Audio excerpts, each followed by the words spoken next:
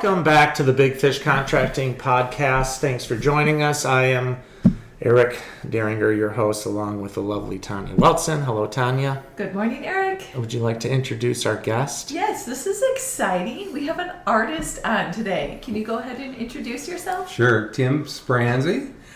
Grew up in Oconomowoc and lived out on the West Coast for a number of years, and then went to art school in Cincinnati, graduated from there, and we're going to move back out to Portland, but I threw my back out and couldn't leave, and have been here for 40 years now. Ever since, And it's great. Our listeners might be wondering, wow, construction and art. What is the tie-in? Yeah, what is the tie-in? Yeah. Exactly. But there is a tie-in. There absolutely is. Yeah, and we love the story. We're so proud to be a part of the story. But Tim's history and I go way back. We met in the early 2000s at Westbrook Church. And Tim, at the time, I believe you were probably doing music. Yeah, I think so. Yeah. So Tim's also a musician. You can check out any of his work on Spotify. We have Crossing the Jordan, which was an album you recorded in 2004. Was that the year? Well, that's what it says on Spotify. Wow. Yeah. There you go. Over in Belarus. Yes. Yeah. Yeah. So I was in construction at the time, and we went to Belarus on with a construction team, and you were there recording music. We had this you had a relationship, or we had developed this relationship with a band from Belarus. Yeah. And that's when we met, because we were traveling over to Belarus, and nobody's been to Belarus, right? I mean, I know more people that have been to North Korea than I do Belarus. Yeah, it's probably actually true. Belarus is. I was shocked when I first went there because it was as if World War II had just ended. Mm-hmm. I mean, the buildings weren't decimated, but you would walk through the main streets and you'd see bullet holes in all the old buildings and a lot of monuments declaring things that happened in this spot that were pretty horrible. And so it was a shock because I'd never been to Europe at that point, and got a real education on the first trip, but had developed over the course of time just incredible relationships with those guys who I still keep in touch with to this day. Yeah. Yeah, and I came on the scene at Westbrook Church, and this band from Belarus comes to Westbrook Church to play. And there's a violinist, guitarist, and you were up there with and I was blown away. And just I was in my early 20s at that time, and who meets a Russian? He's a baby. I guess. I feel like we're the same age now, though. Yes, we are. Yes. We are. Yeah. But I was in my early 20s at the time, and I mean this was in the early 2000s when Russians weren't, you didn't know Russians, like Russian speaking people. It was just coming out of the Cold War era, and I was mesmerized by just the fact that they're Belarusians, but they all are Russian speaking. They hardly knew any English when they first came, and then just started building relationships with them too, which brought me back there 4 times, and then we traveled there together. You were recording music, and we were doing some. I told people we were doing construction, but all we were doing was hanging out. Drinking coffee, hanging out. Yeah, going to a banya. Yeah. What's a banya? A banya is the Belarusian or Eastern European version of a sauna, and it's just really trippy. I was just telling you guys earlier that my first visit over there, they invited me to a banya. Team banya Thursday night. I don't know what a banya is, so I go there and it's like a dozen guys.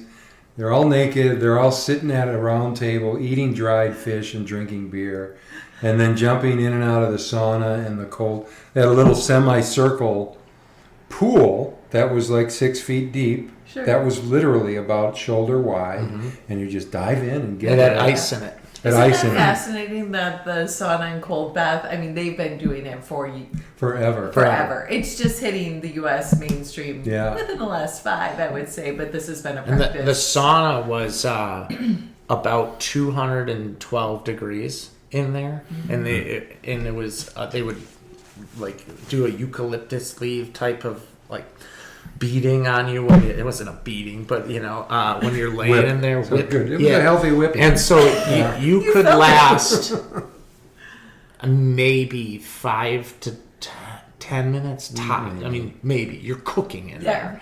Yeah. And then you would go right from there and jump right in that cold water. Yeah. And then you would sit around and eat fish and Yeah. drink beer. And then do it all again. Do it all again. Did you have every a week. noticeable difference in your health when you participated? Well, I couldn't go in because of Oh. health reasons, but I've done that before, and I the effect of that. A lot of the listeners will know just what that is like. Yes. If you've been in a sauna, just imagine then diving into ice water. Yeah, it's after like needles starting at the toes and working all the way up, and that.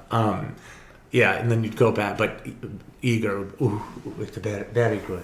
Very good. Very His good. team is very my good. skin. Yes. That's what he said. Yeah. They're all only And then- 25 years old. Yeah. Right. And then Igor would present like a bottle of vodka that he got from Lukashenko himself, the president of Belarus. Some big story Yeah. 'Cause they about went this fishing bottle of together. vodka from Alexander Lukashenko, which he got from Vladimir Putin.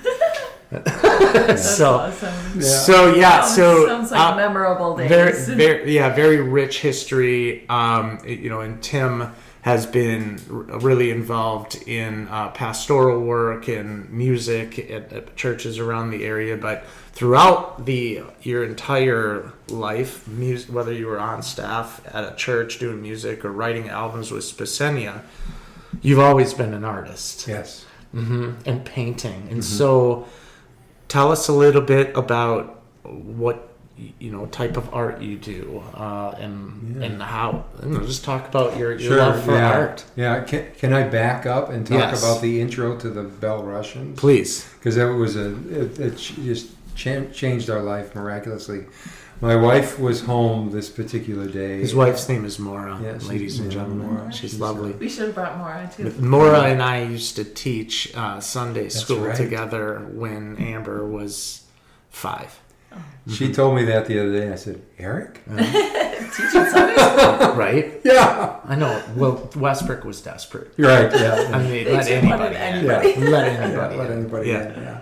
No, she was home. It was a Wednesday. I was getting frustrated because up until that point, in some degree or another, I had always been in ministry, and we weren't. I had been with a touring band, Christian band before that, and it's been a few years. I just wasn't doing ministry, and I just had this compulsion, this drive to somehow be involved. So I was helping to lead worship at Westbrook. And so Maura and I prayed that this particular day, we just took 5 minutes and prayed that something would bust loose. No. We had no specifics, just God, do something cool. And within half an hour, I got a phone call from a lady at Westbrook Church saying, there's a band from Belarus in town this weekend. I see you're leading worship. Can they play with you? And I said, absolutely. So we went over to Brian and Dale Hubank's house to do a rehearsal, and I showed up only to realize they came to America without any instruments. Oh, no. And no trucks, no equipment, no anything. And as it would turn out, Brian and Dale's house is filled with gear. So Brian was able to help them get set up.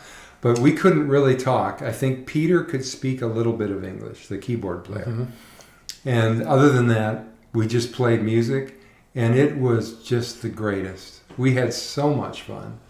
And you knew right away that this was the beginning of something really special. So they toured the United States. They were here for like 3 or 4 months. And at the end, I played with them again at Westbrook, and then they invited me to come over with a band and do some concerts there. So we did that. Yeah.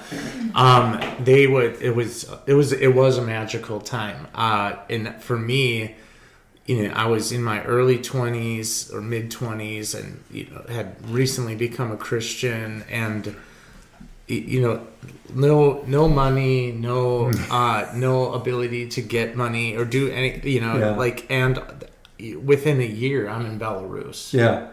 Which is just a whole nother world. That country, it's like from Milwaukee to Chicago is the difference between Warsaw, Poland, and Brest, Belarus. An hour and a half drive. Plus the border. Then the border took us. I think it took us over 12 hours to get through the border. You're going into Russia, but it's Belarus, but it's very difficult. You don't say anything. You just mind your own business. Don't make any eye contact. And this whole wall around this little country the size of Wisconsin or so, and you can't get in and you can't get out.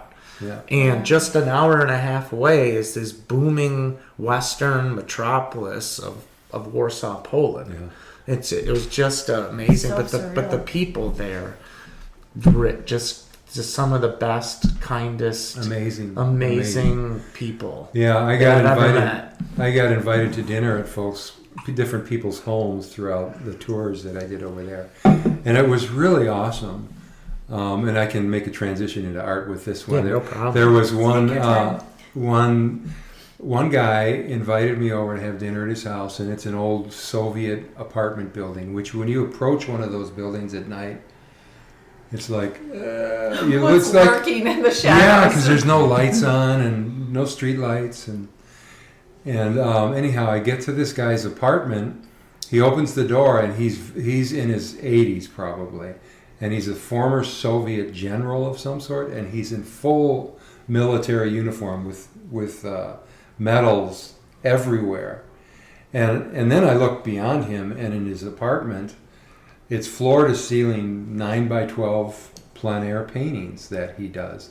This guy would go out and paint around his Brest, the city, and he was extremely talented. And at that point, I had kind of retired from painting. I was now doing ministry again, and never planned on painting again. But I saw his work, and it was kind of it struck a chord, and it was a little bit of a hint of like, this might be you in the future again. So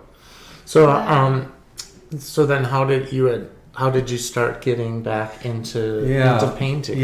So. My stories tend to be really long, so I'm going to try to condense We got them. nothing but time. Okay. Well, if it's bad, we'll edit it out. So if this podcast is 5 minutes, it was bad. Right. We couldn't understand a thing Tim was saying. Summarized well. Right. Very articulate, that Tim. Those two sentences. Well thought out. I am an artist. Right. So how I got started, I was at another church in Oconomowoc as the worship pastor at Crosspoint Church. Was there for 13 years, and the last 3 years I kind of knew, like I was 55, and I just was kind of burning out on it a little bit. And what was interesting, when I got that job at 45, it was the first full-time job I'd ever had in my life. I had always been either in ministry or freelancing, and just because my skill sets worked better that way. Like getting up early and So I just started. I'd never painted in oils really, and I just started tinkering around with oils, and I was starting to have a lot of back trouble. Eventually, I had 2 back surgeries in 10 months. Had to leave my position at the church because my job was to stand and play guitar and sing, and I couldn't do that anymore at that point. So I had started painting. I had my back surgeries. I left the church, and I was going nuts because I'm just sitting around rehabbing or healing and then going to rehab, healing, rehab. So a lot of downtime. And I started painting. Before my surgery, I set up a little studio in the garage. And after surgery, I could paint for about 10 minutes at a time. So I'd paint for 10 minutes. and then I'd go and ice my back and stretch, take an hour, hour and a half break, paint for another 10 minutes. And I did that for several months. And it was really stressful because I didn't understand the process of working with oils yet. But the work I did was turning out very nice. I mean, I liked it, and my wife liked it too, and that's pretty rare. She sounds like a tough critic. She's a tough critic. She's a fine artist too, and a musician. And there's stories I can tell there, but I won't. No, we'll save I'll get thrown out of the house. We'll get Maura on. Yeah. Yeah, you guys can go at it. Right, you can just stand there and listen. Right. Not true. Yeah, so I just started painting. I was able, over time, to paint more and more. A friend suggested I join this group, the League of Milwaukee Artists, and so I did, just to meet other artists and maybe get in some shows. I did that. And then at some point, we went downtown Milwaukee with my son and his wife to tour Open Doors Milwaukee. And they have a lot of businesses open that normally aren't open to the public. And we came across the Grohmann Museum, and I didn't know this place existed. And it just flat out blew my mind. The Grohmann Museum, it's a museum that has the largest collection of work-themed artwork and sculpture in the world. Like, nobody has a larger collection. Wow. And it's, from Norman Rockwell to a lot of artists that names you can't pronounce, from Europe. And the Eckhard Grohmann is German, I do believe. So it's his private collection. It's on the campus of MSOE, and he renovated this 3-story building, put together a gorgeous museum, and then started just opening up to the public. You can go there today. It's $5 to get in. Paid directly to me. Yeah. We'll get you that contact before the podcast is over. There you go. Yeah. No, don't pay me. Don't pay me. That's great. Pay Maura. Yeah, pay more, because I'll just be irresponsible. So as we were walking out of the museum, again, I had just started painting. I wasn't really very gifted yet, or hadn't developed my skills yet. And as we're crossing the street, I said to Maura, before I die, I want to get one painting in this museum. And she just thought, okay, whatever. You can dream big. Big boy, He's a dreamer. And so I went home, and it was the motivation I really needed to kind of get things going. So eventually I joined the League of Milwaukee Artists, which is a great group. And they had a call for entries to enter 3 paintings to be in a group show at the Grohmann Museum. So I had 3 months to do 3 paintings along the theme of work. And there's a lot of stories in that we can bypass for now. But so I did the 3 paintings, hoping to get one painting. You have to be juried into the show. And they juried in all 3 of my paintings, which was like, oh, well, that's pretty so cool. bad after all. That's, Okay, Maura. Yeah. Lady? Yeah. Oh my gosh, Maura! I know. I just can't defend herself. I'm sorry, Maura. She can't. I know you, but I apologize. Yeah, she's on a plane right now. So Okay, well, she'll hear this she can't soon defend enough. herself. Yeah. And one of the paintings, it was a really cool moment in my life. It's a little embarrassing to share, but they go through 3rd place, 2nd place, 1st place, and there's 200 people there, 250. It's the place is jammed full of art patrons and fans, and 1st place, and somebody else got it. Well, okay, next time I'll try. And then they go, and best in show. And I looked at Maura and said, there's still hope. And they called my name. Oh my gosh. I won best in show. And it was really pretty great. It was really surprising. I had already crashed. Just come down Yeah. I did what I Not could. this time, but I'm and- going to keep on working, because next time it's going to happen. And so I won best in show. And I would like to. Did I see that one in your basement? Yeah, there were reproductions of Yeah. those, giclées of those in my studio. So then then years passed, and I'm still painting, and now I have clients, and I'm doing some commissions, and I'm just painting things that are of interest to me, and I really am interested in painting people at work. I just love that. So I had a thought that I didn't share with Maura. I didn't pray. I didn't ask God, please make this happen. I just thought, man, I would love to have a one-man show at the Grohmann Museum. That would just be so cool. But what am I going to do? Call the guy up and say, hey, So I got this I think idea. I'm pretty good. No, I mean, and I emailed the director, who I knew a little bit from the show, and was talking to him about some other things. And at the end of our conversation, he said, hey, you want to do a one-man show? Amazing. And I'm just like, are you thinking about another Tim Spransy from Dousman? Because this just doesn't. You sure you got the right guy? Yeah. So I immediately said yes. You didn't play hardball? Like, No. talk to my people. Right. Put Jim on the phone, my brother Jim. Yeah, exactly. So I said yes, and then realized, wow, I have to do about 30 to 50 new paintings, original paintings. I'm starting a new one this week, maybe Monday. That's a 4-foot by 7-foot painting of. When did this call happen? When did you you're in the one-man show right now? You're doing No, I'm preparing for it. It was Okay. 2 years ago they asked me. Oh, wow. And they tried. It was originally for next summer, and then they contacted me and wanted me to do it right now. And I'm like, nah, I can't do it right now. And so they said, well, how about 27? So it'll be 2 years from right now, June, July. It's the summer season which is the best season because you're not going to get a blizzard.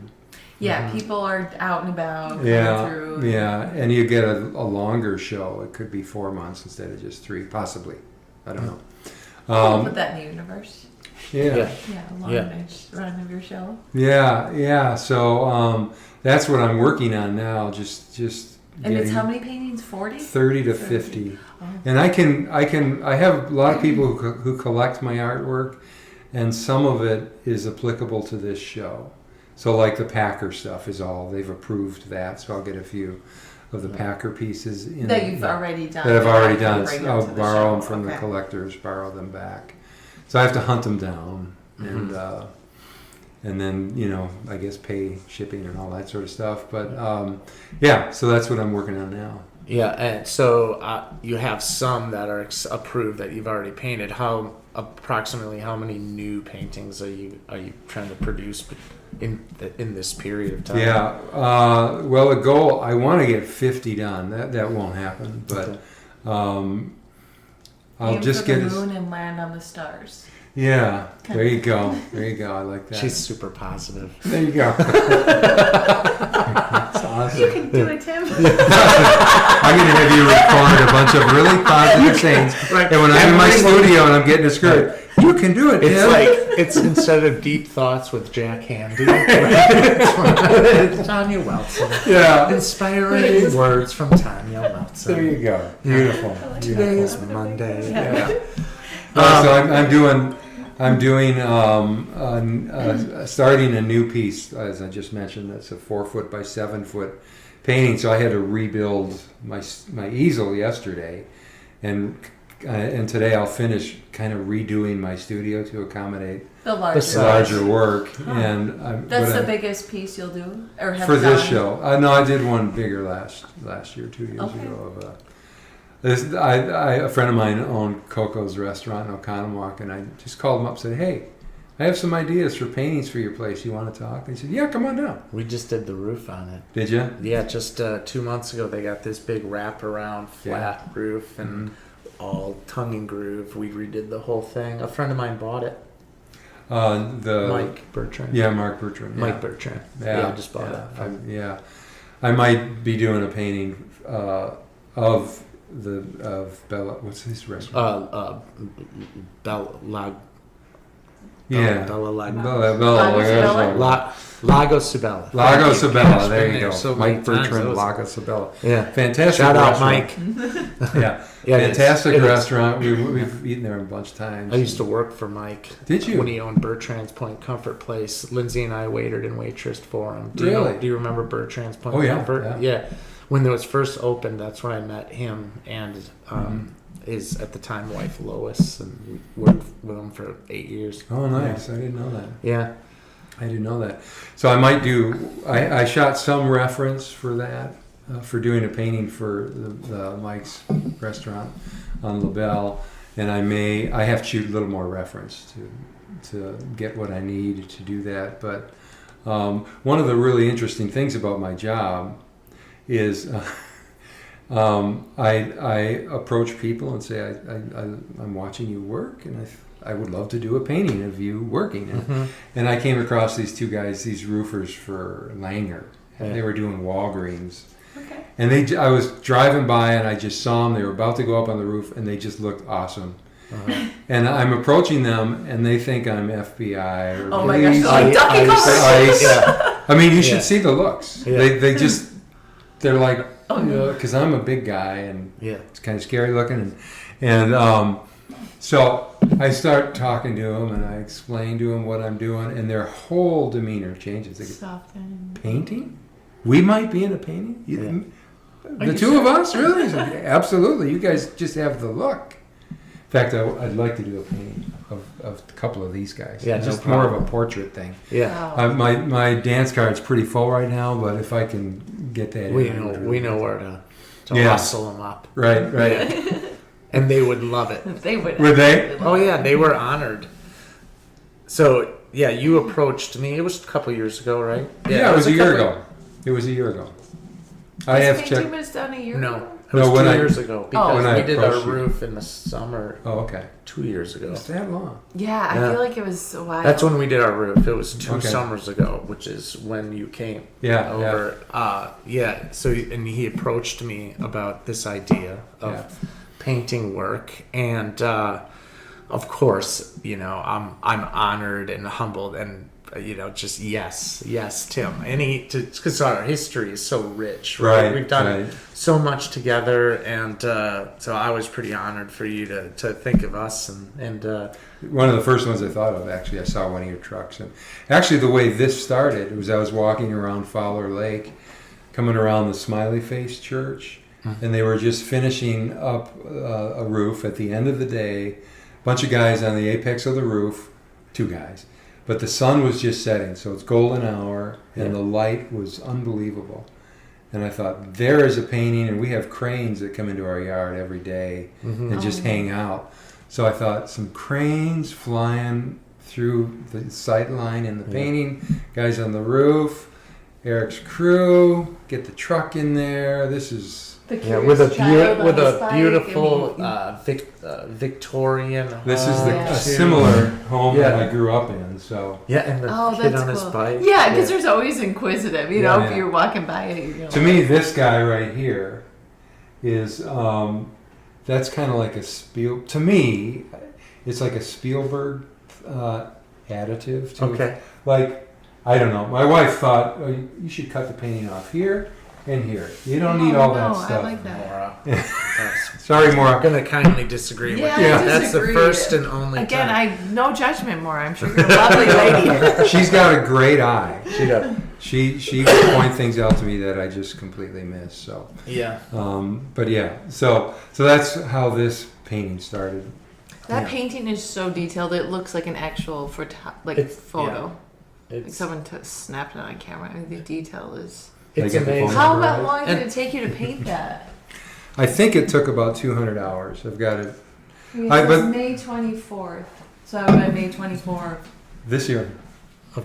Yeah, because what I do is I've got about 10 paintings in progress right now. Okay. And my strategy going into this was get the paintings about 90% done, put them aside, start another one, and then come back, and you can have more objective eyes when you Sure. haven't looked at something for a while. And so that's what I did with this. I let it sit for 6 months probably, and then finished it off in May. Yeah. It's just so Yeah, it's awesome. really cool to be a part of, and obviously, we'll on all of our social media stuff, and we'll be linking Tim and the Grohmann Museum, And this will be on display at the It'll be on museum? display for couple years. 3 to 4 months in the summer of 27. Yeah, At this point, there's nothing. It's all in pencil right now. Yeah, no Yeah. official dates. Okay. yes, but we will be there. So I want to ask you just a couple of questions, like about art and music and that side of the brain, and it just talk about like how you feel, even in relation to God, and we live in this world of that promotes a lot of academics, certainly in their school systems. Sports is a big thing, but the arts and theater is just such a big part of a lot of people's lives. Certainly, it is yours. Yeah. Just talk about art, how you feel Yeah. about it, beauty, and it Yeah. over the years. Yeah, being that's somebody with a God-given talent to express, engineers have that same, not that same talent, but they can express. Yeah. With their jobs and the way they think, and but in this world as an artist. Yeah. I'll say one thing and then I'll answer that question. Okay. I believe everybody can learn to paint at just about this level, and a lot of people will think you're nuts, but I've actually seen it done. There's a guy in Texas who's got a website, draw, paint something or other, paint, draw something. He's done presidential portraits, like my age, incredible artist. But his assistants in his warehouse and studio, he will show them, if you guys go through these steps, you can go from never having painted to painting very realistically, and I've seen it done. And these are people who would never even think about doing art. Yeah. So the reason I bring that up is because everybody, it doesn't matter what industry you're in, what your discipline is, you employ creative talents. You do it in your incredible sense of humor, but also in building a business and running a crew. And you do as well with your work. My wife in the mortgage industry, very creative. She's also a really gifted songwriter, painter, sculptor. She hasn't been doing that stuff for years now, but she sacrificed that so I could do what I do, which just blows my mind. But for me, art, well, I had a lot of trouble in elementary school. In fact, was not asked to leave for 3 days, but I was expelled from St. Jerome's Catholic School in first grade. They said, we don't ever want to see this kid back here again. And it's not that I was acting out so much. I just acted out once. That was enough. A good one. There was You made it count. yeah. No, I was. They were forcing me. I could never get school. I was put in a year early because I'm so tall. Well, you must be 5 already. Look at the Yeah, it's like 4.5. I was like, Give them a and they're trying to basketball. teach me to read, and I wasn't having it. I couldn't figure it. I remember I walk in the classroom and they had those boards with the stars, your name, and then the stars you've accumulated over the course. There's 14. And I'm gonna no cry. stars. No stars. I would never Not get any one stars. star? Not one star. Gosh, And I I'm had. gonna give you a hug when we're done. I'm gonna start crying. Yeah. I had no stars, and I just remember the sinking feeling every day. I just felt worse and worse about myself, and but I loved my teacher. The students were awesome. The classmates were great. I told that story, by the way, at a friend's funeral about 2-3 years ago, and my friend Teddy Mack goes, "I was there. I remember it." He really didn't get stars. Yeah, he did. And he really did get thrown out. I saw it. Teddy was taking your stars the whole time. Right. That's what it was. But I could never connect with school, but I just loved imagery. Sure. I loved photographs and magazines. Somewhere early on, I saw Norman Rockwell's work, and that just flipped my world. It's like, okay. I started just, I didn't trace. I would just draw, reproduce his pencil drawings and developed a really strong capacity for drawing at that point, which is, I don't do enough of that now these days. But, so I thought, well, that was cool. That's cool. I can do that to pacify kind of being a failure. And in academics, I was very good at sports as well, so I kind of excelled at that. But I just would draw. I would do drawings for pretty girls and get, here you go. Nice. And it would never work out. But Like, thanks, Tim. Still I'm a not going senior on year in today. 8th grade. It's not going to happen. You drew one for Maura and she critiqued it. You're going to have to edit that one out. No, I used to do that. And then I really wanted, at 14, I started playing guitar. And I really wanted to be in a touring band and go around the world touring. And I just started, somewhere in there, I gave my life to Christ because my life was, the other way I would compensate for what I viewed my life as being a failure was I just do a lot of drugs and alcohol. And I did that from the time I was 13, 14, till I was 21 or 22. And finally, I could like see, this is not, I'm either going to wind up in jail or dead. And so I had an opportunity just to surrender everything to Christ and start trying to live according to what the scriptures teach. And then I joined up with my brother, who was in a very well-known Christian band at the time, touring. And I just joined up with them to get out of Oconomowoc and be around a bunch of fellow believers. And I was a roadie, and I loved it. Humping gear, I just loved it. And then I would do onstage monitor mixes, which was incredibly boring. But I had my guitar set up there, so I learned all the songs, and I just play along while they're doing their show. And the guitar player quit, and they said, and I had played in bands before in Oconomowoc. Guitar player quit, and they said, Tim, you want to try? And I said, yeah, I'll try. And you were ready because you were. I knew all the songs and I could sing, and they said, well, you're in. So all of a sudden I'm in a touring band that's got 7 albums out, and by the time I got in, like, we would play festivals of like 10,000 people. And I remember one time we played Reading Arena, which was like 6,000 people, packed the place out. That was pretty cool. And then, but 18 months later, we drove by now we'd moved to Cincinnati from Portland. And we drove down to Waco, Texas to do a show for Word Records, which is where we had our contract with. We did albums with them. And it had a 1,500-seat auditorium, and 75 people showed up. Oh. And it was, if you've ever seen the movie This Is Spinal Tap, that's kind of what we were experiencing. It was really, and I had a new baby at home. I was missing my wife, something terrible.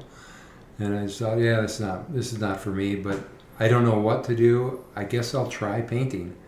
And I wanted to be an illustrator, so I went to school, got my design and illustration degree, and then moved to Oconomowoc, met some people, and one guy by the name of Matt Zumbo, who passed away a year ago right now, who was my mentor and teacher, and he just gave me work. I don't know what he saw, because my portfolio was not strong, was not good, but Matt was the kind of guy that would come alongside the startups. I had 2 kids, a wife, and pretty soon a mortgage, and he just started sending work my way, and eventually I was doing cost billboards and bunch of stuff for NFL, Packers, and it just led to things I just couldn't dream of. But I do want to back up and talk about how I talked about the museum and getting a one-man show there, and how God just, without me even asking God, he just gave that to me. It's like, oh, God, you're so good. And then during my teen years, I want to be a rock and roller, I want to be a rock star. Yeah. Well, I find myself in my early 20s touring with Joe English, who played with Paul McCartney, and Will McFarlane, who played with Bonnie Raitt, and kind of everybody else. He was an original Muscle Shoals studio guitar player, still out there, just played the Grand Ole Opry actually. Okay. And I'm touring with these guys, and I realized they're just like everybody else, but they're really great musicians. Yeah. And so the point of that is God, just without me really asking, because He loves us so much, just gives us these things. Mm-hmm. And that was very cool. So I didn't like the road of life. I started painting again, and was an illustrator for 15 years. Got burnt out on that. Then started church work as a worship pastor. Did that for 13 years, and then the back situation, and then I started painting, doing fine art, painting in oils, which is kind of where we are today. Wow. So. For young artists who aren't good at school, do you feel like there's paths for them in the world to be able to make a living? Because unfortunately, we feel like you have to be able to make a living somehow, right? Make money. It is important in life, and I just wonder, because those young people who have that creative gene, although you said anybody can paint, but just that, I know people who just really express that way, are there paths for them, or is it just a long grind and pray, and hope on that an opportunity arises? Yes and yes. There's never been a greater demand in world history for printed material, and then you add on to that digital material. Mm-hmm. So before the advent of AI, it was a strong yes.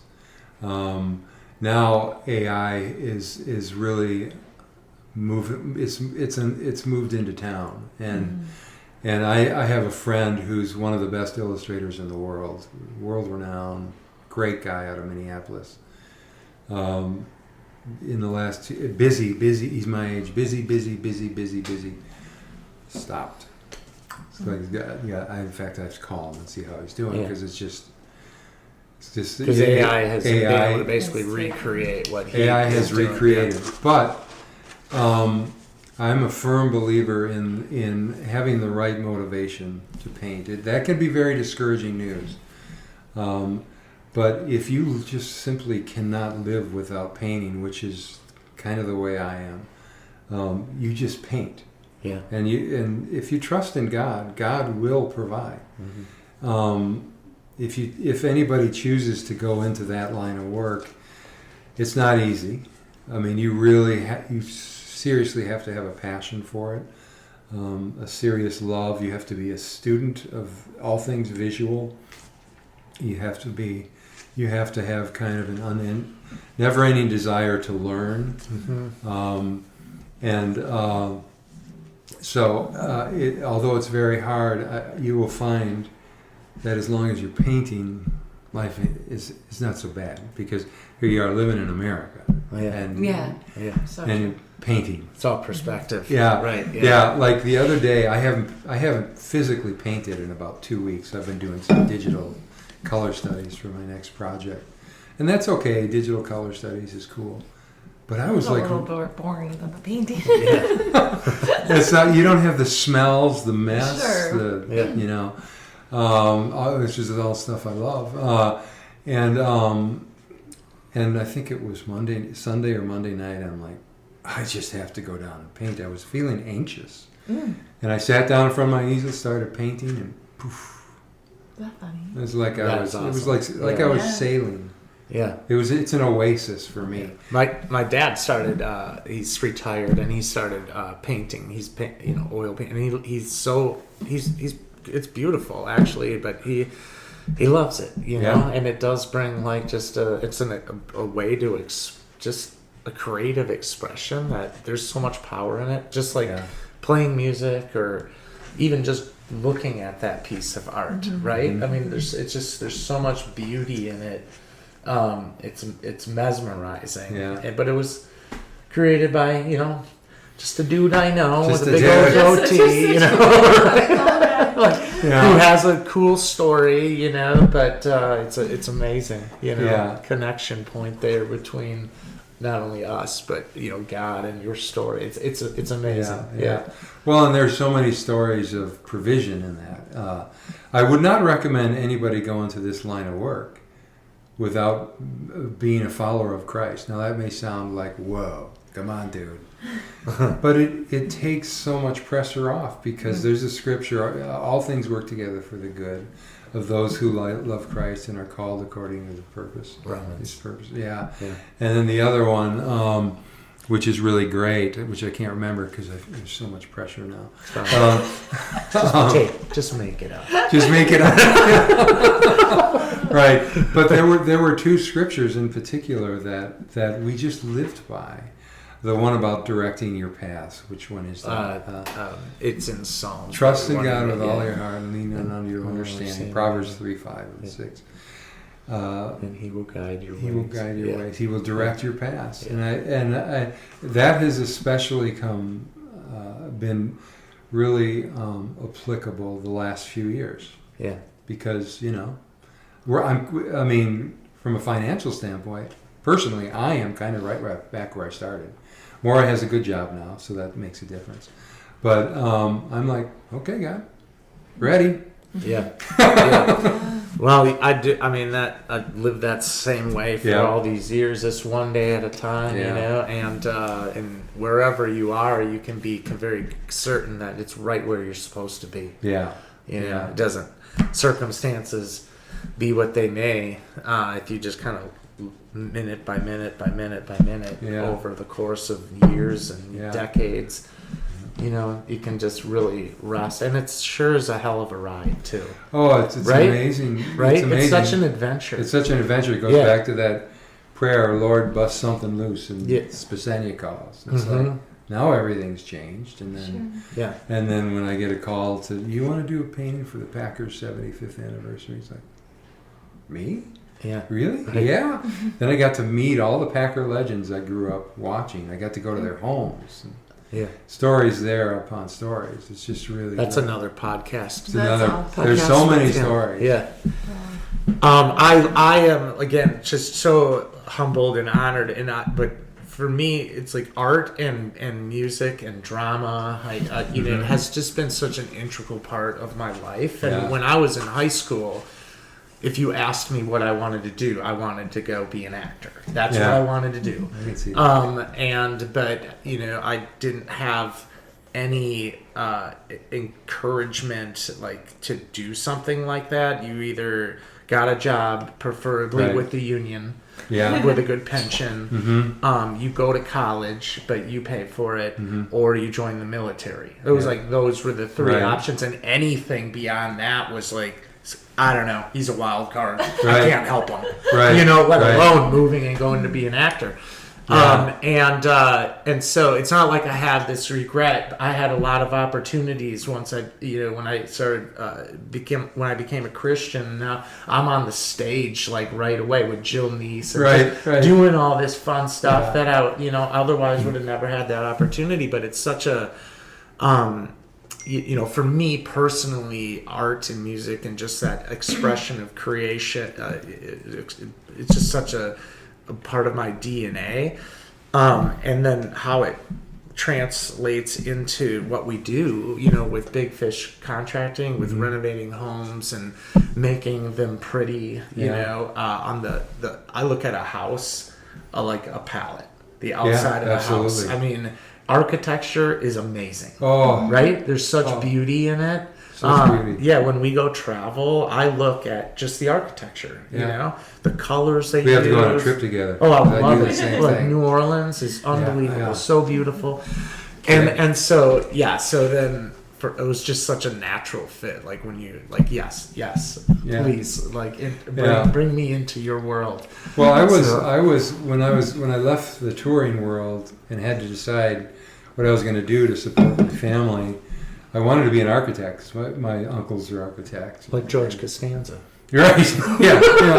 I actually talked to, what's the name of the company? Vandalay Industries. I called them. No, I wanted to, either architecture or art, but I'd not really ever painted. So I didn't know. I could draw, but I'd never painted. And well, I had 2 kids, and architecture was like 6 years of school, and Yeah. nah, not gonna. do And that. it was a real job. And it which was a real job. Not gonna fit. for you. Not gonna work We for already me. Not discussed gonna, that. Yeah. yeah, it was not gonna work for me. So I would just but I again, my wife Maura, when Spasenia called, it meant I had to shut down my studio and go unemployed while I'm doing mission work overseas. Yeah. And she said, yeah, this is what God is calling us to do, absolutely. And there have been major intersections in our lives where there have been turns not quite as similar to that. Well, no, similar to that. And Maura was just so supportive, always so supportive.